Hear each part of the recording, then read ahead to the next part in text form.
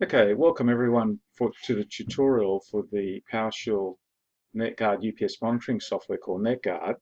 We're going to quickly do a quick run through of NetGuard for you. So here we go. So I've already preloaded NetGuard on this computer, so I'll just double click on this icon to start NetGuard. And as you can see, the monitor is starting down here and it'll load into the taskbar down the bottom here. And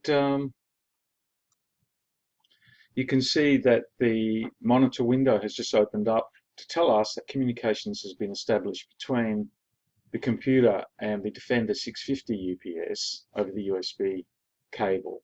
All right, and there's all report information. So the other indicator, apart from that monitor window, is that the icon in the taskbar down the bottom here has a circle that recirculates. If that circle is recirculating, you know it's communicating. So basically what we do is let's go and right click on him. You can see the monitor started, so it's just waiting for us to open the monitor. So I'll left click on that, open the monitor, and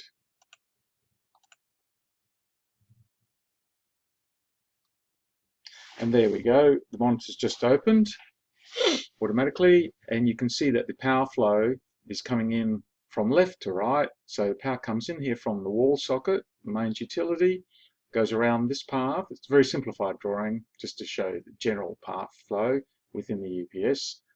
And essentially what it's showing is that when the power comes through and it goes through this path, there's some fancy electronics in here to regulate the voltage to your valuable computer equipment by either stepping the voltage up or stepping the voltage down using a transformer, and this is called a line interactive device.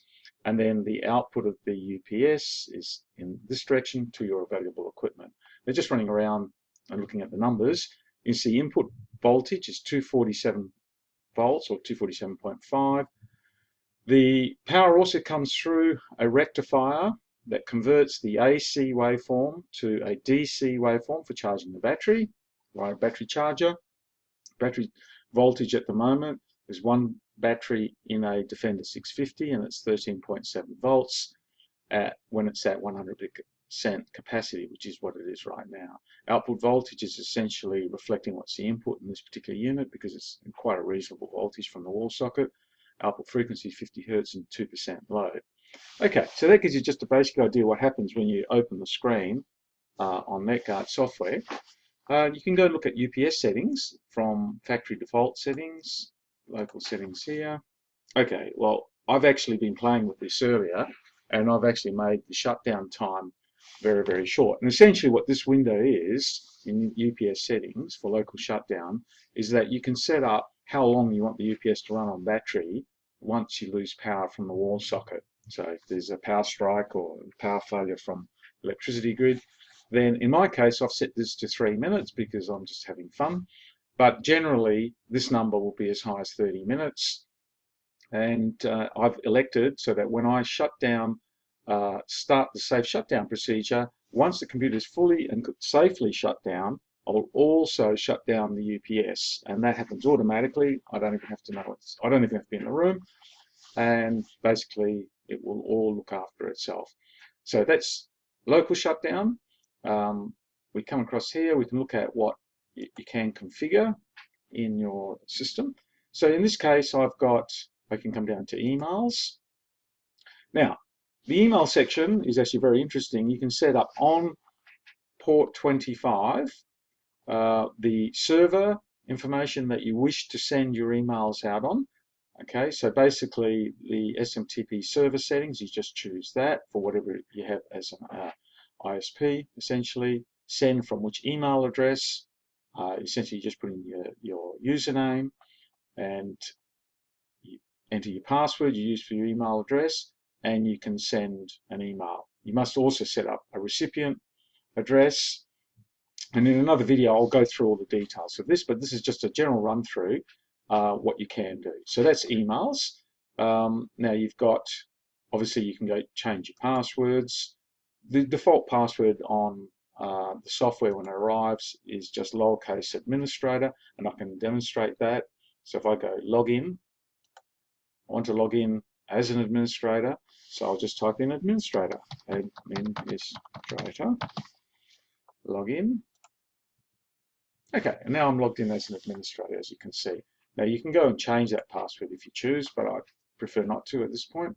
Now, once you've set up your emails, you then go over to event actions, all right, and you can choose what event will trigger an email. And in my case, I generally choose things like if there's an ACE failure, then I would say select what email I wish it to go to and what event you'd like to trigger to here, and then I just press apply. Now, once I've done that, you'll notice that as I'm clicking through these different things over here, this guy here is either ticked or unticked. Now, at the moment, I've only chosen, as I come down to this guy, AC recovery or AC failure, you can see I've ticked it. So if I have an AC failure, the UPS will send an email out through NetGuard to this receiver or recipient address. Okay, so what other things we can do? Well, just very quickly, you can look at, I'll go over here, you can look at, okay, we'll go to view. So if you go to view, you can look at your status, which is back to the opening window, and you can go and look at the history of the UPS. So for instance, this particular UPS is on this USB port, and you can see him over here because this is my computer and that's the USB port that I'm actually monitoring the UPS. I can look at things like event logs, event statistics. I can go and look at what's been happening with this particular UPS. Now, I know that earlier I was connecting and disconnecting cables, and I did it twice. So there's two events there that talking about comms being established twice. I can look at battery events. Well, nothing's really been happening there today because we haven't really been doing a lot there. A software event or an input event. Okay, again, nothing special happening today. But that will just as a summary of what happens on your event statistics, how often it occurs, and what have you. Now, data. Okay, I've only been running for a short while, but it's got a recording interval of once every 60 seconds, and you can see every 60 seconds it does a date and timestamp, input voltage, output frequency, load level as a percentage, and battery voltage. Okay, and if we want to get fancy, we can go and look at a diagram. We can look at different things, for instance, load levels or battery levels. Okay. Or input voltage. Okay, and you can play with all of those things there. Okay. So what are we up to here? We're up to 7 minutes. So we'll just pause that and see what that sounds like.